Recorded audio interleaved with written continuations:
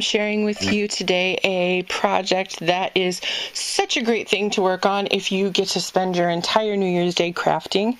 It is a wooden perpetual calendar that I purchased from orientaltrading.com. It comes with the base, 2 blocks, and 3 little wooden bars that all hold your date and month information.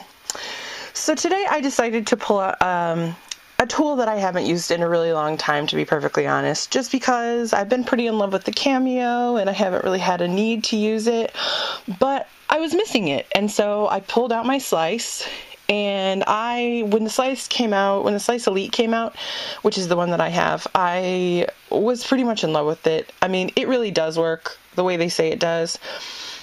There's a learning curve a little bit, but once you figure out what you're supposed to do, it really does work every time. And the fixes that they tell you, like that your mat isn't sticky enough or that your blade needs to be tightened, those really are the reasons that it sometimes has, problems. Just like when your Cameo isn't cutting correctly, your mat isn't sticky enough, or you need to change your blade. So I cut out all of my numbers with the Slice. I do have the platform that makes it a little easier, which is the magnetic 12x12 platform, and the little cage that goes around the machine to keep it magnetized to the mat. But I have used the other kind of mat, the portable mat, and it works fine. So you need for this project 2 each of 0, 1, and 2, and then you need to cut 3 through 8 because your 6 will work as your 6 and your 9. The second thing I needed was to get some months printed out, and I could have just used my traditional printer, but I couldn't have shown you that on the video. So I decided to pull out one other thing that I really do like, and it really works exactly the way that it's advertised, and for whatever reason I don't use it all that much. This is the Xyron personal printer. I also happen to have all of the I got a deluxe version of it for Christmas one year, and it had all of the accessories that go with it. But I'm just showing you here what the screen looks like, and that all of my months are loaded in on the blank disc that comes with the attachment that I showed you at the very beginning of this portion of the video, which is that little keypad. It comes preloaded with a font or two, and you can, I think in 4 different sizes, create your own message or whatever word that you're needing, and actually load it onto the blank disc and then put it in the printer, and the printer will print it. For this specific project, I needed all of the months, and it just so happened that this font at 100% fit on the little bars that the months have to be put onto. It fit on there exactly at this size, which is 100%. So here I'm just printing all of my months. And you won't see January, but somehow I forgot to put January on the blank disc, so I had to go back and print it. But it's very easy. It worked out amazingly, and it actually took me less time than getting out my computer and printing it on the printer and sizing it and making a mistake and all the stuff you do when you're doing that. I could see the results immediately. So those things are pretty cheap, those 2 things, because they're not widely available now, but I'm pretty sure the accessories and both of those machines are still available on places like Amazon.com. So now I'm going to start assembling my perpetual calendar. There are 3 little wooden bars that come with the perpetual calendar set from Oriental Trading, and they house the month, the words of each month: January, February, March, April, so on and so forth. And then I cut a strip for each side so that I could cover the whole thing with paper. The pattern paper that I'm using is from a DCWV stack that is currently still available. It's from this past year, 2014, and it is called Vintage Lane. It's just kind of my favorite color combination, kind of softer colors that are not quite baby pastels, but they are soft pastel-y kind of colors. But then the neutral that is put with them is like stark black and white and a few gray colors. So I decided, since I was going to cut each individual piece of paper and not try to like wrap a whole piece of paper around each piece, that where all the paper connected up to each other, I was going to use this black soot distress ink to give a little bit of a shading and a finished look to all of the pieces. So right here I'm just inking all the edges where the paper connects to each other. And I also decided that I'm going to ink the panels that I have cut out that house all the words. So I just am going to attach each of these months to one side of the bar, and there's me doing it upside down because I haven't remembered that I have to do it upside down. And then you just turn it until each side has a month. As you can see there to the right, I have all of them finished. I didn't make you sit through me doing that same thing over and over and over. So I'm using another paper from the Vintage Lane stack by DCWV.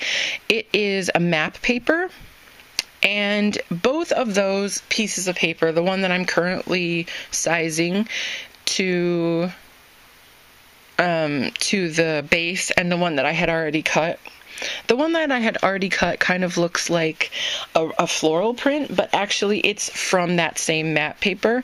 This particular stack has a lot of very, very cool graphic they kind of look like stamped images over the top of vintage images. So there's a giant stamped rose over the bottom of one of the corners of that map paper, and so I cut that out and emphasized it because it's a beautiful vintage floral image. So throughout this whole project, I have been using Beacon 3-in-1 adhesive, which is perfect for projects like this. It's just kind of, I love hot glue, but I don't always. Hot glue dries so quickly that it's sometimes hard to use on something where you're applying an entire piece of paper and you want it to be smooth. This 3-in-1 is kind of like cold hot glue, which I know I've said it before, but it's amazing. If you're not using it, it is worth the money that you pay for it. It lasts a long time and it holds immediately, pretty much, very, very strong, all that. It's the only kind of glue that I would use for this type of project. So originally I was going to use that matte paper and just cover all of the surfaces of the base with it, even the small sides. But then I realized that I had already cut some strips that were exactly that size, because that happens to be the exact measurement of the bars that hold the month words on them. And so since I had already cut those to the correct size, I decided to just use up the rest of the strips that I had already cut and cover the sides of the base with that blue.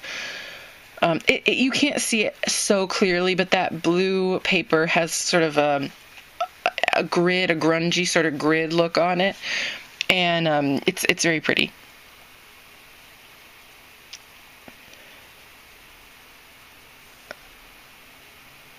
So I stop here. I am going to cover the rest, but I wanted to get the video done for all of you to see it and have some instructions before the new year. And so I'm just showing you here that indeed I am going to ink the entire base, but I do continue covering it until all of the wood is you can't see it. Lastly, you need to create the number blocks. Here I've used a third piece of cardstock from the Vintage Lane stack. It is it's a diagonal stripe, and the stripe has some herringbone pattern in it, and then it also has some like gilded gold pinstripe. It's beautiful. I love this. And especially once I added the black ink all the way around the block, it really came out very, very pretty. This is a very pretty stack. So as I usually try to include at least one mistake, you will see here, for whatever reason, I couldn't remember that I was trying to do this upside down for the most part. But you will see here, if you are savvy enough to really think about it, I put both of the ones on backwards. But I ended up fixing it and it was no big deal. I just snipped off that little directional part at the top, and it just is a sort of straight up and down. So once I attached all of my numbers, and all of my ink was completely dry, I put it back together, and here is the finished product. As you can see, I decided to store the extra little month bars underneath so that you couldn't see it. Here's me realizing that the ones are backwards. But it's a really easy way to keep track of those instead of kind of having to have another place where they are.